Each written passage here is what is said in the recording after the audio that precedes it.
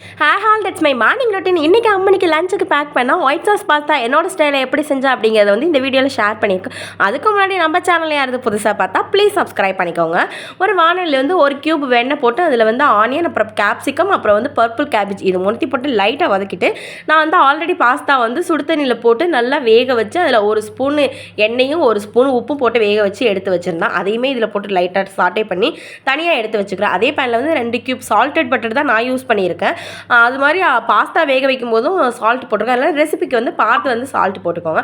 அதில் ஒரு ஸ்பூன் மைதா மாவு போட்டு கலந்துட்டு ஆல்ரெடி காய்ச்சி ஆற வச்ச பாலை வந்து இதில் எடுத்து ஊற்றிக்கிறேன். இந்த ஸ்டேஜில் வந்து நம்ம இதுக்கு முன்னாடி வெண்ணெயில் வந்து பூண்டு வந்து குட்டி குட்டியாக கட் பண்ணி போடணும், அப்படிலாம் க்ரஷ் பண்ணியாவது போடணும். என் பொண்ணுக்கு வந்து பூண்டு ஃப்ளேவர் பிடிக்காது, நானும் வந்து அதில் சுத்தமாக ஆட் பண்ண மறந்துட்டேன். உங்களுக்கு தேவைப்படுச்சுன்னா வந்து நீங்கள் வந்து ஆட் பண்ணிக்கோங்க.